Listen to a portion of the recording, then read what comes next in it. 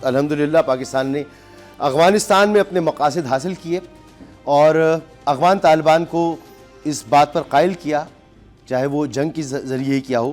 کہ ان کی سرزمین پاکستان کے خلاف دہشت گردی کے لیے استعمال نہیں ہوگی، اور معاہدہ بھی ہو گیا۔ اس معاہدے کی ابھی جو چیزیں ہیں وہ منظر عام پر تو نہیں آئیں، لیکن جو کچھ ابھی تک بتایا گیا ہے اس میں یہ بڑا واضح ہے کہ دونوں ملک اپنی سرزمین کو دوسرے ملک کے لیے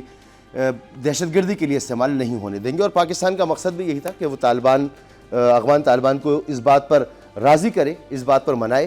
کہ وہ ہر صورت افغانستان میں اپنا کنٹرول قائم کریں گے، اور پاکستان کی طرف جو وہاں سے تشکیلیں آیا کرتی تھیں ان کو روکیں گے، اور اس پر وہ اب تیار ہو گئے۔ اب دیکھنا یہ ہے کہ یہ معاہدہ کس حد تک کامیاب ہوگا، کیونکہ بارڈر کے دونوں طرف ہی اس پر بات چیت ہو رہی ہے۔ کسی اور نشست پر اس پر ہم تفصیل سے بات کریں گے، کیونکہ آج جو معاملہ زیر بحث ہے وہ ہے خیبر پختونخوا، جہاں پر سب سے زیادہ دہشت گردی کے واقعات ہوئے ہیں۔ اس کو دہشت گردی سے پاک کرنے کے لیے وفاق اور صوبے کے درمیان اور تمام پاکستان اور صوبہ خیبر پختونخوا کے درمیان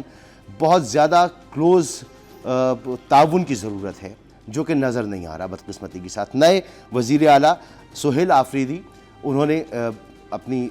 عہدہ تو انہوں نے سنبھال لیا، لیکن ابھی تک 6 دن گزر گئے، کابینہ تشکیل نہیں دے پائے۔ ان کا خیال ہے کہ وہ پہلے عمران خان صاحب سے ملاقات کریں گے، اس کے بعد کابینہ کا اعلان کریں گے۔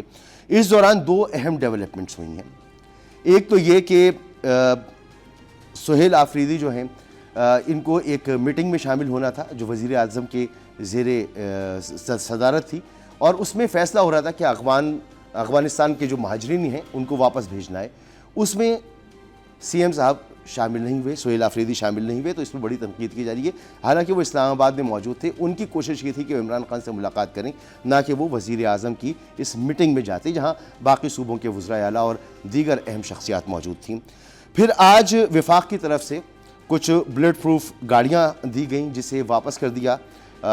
سہیل آفریدی نے، اور انہوں نے کہا کہ جی ہمیں یہ ناکارہ گاڑیاں ہیں، ہم ان ناکارہ گاڑیوں کا کچھ نہیں کریں گے، ہمیں جو فنڈز ہیں ہمارے وہ دیے جائیں تاکہ ہم اپنی پولیس جو ہے اس کو اچھی طرح سے اس کی تشکیل دے سکیں۔ اس کے جواب میں جناب طلال چودھری صاحب، جو کہ وزیر داخلہ ہیں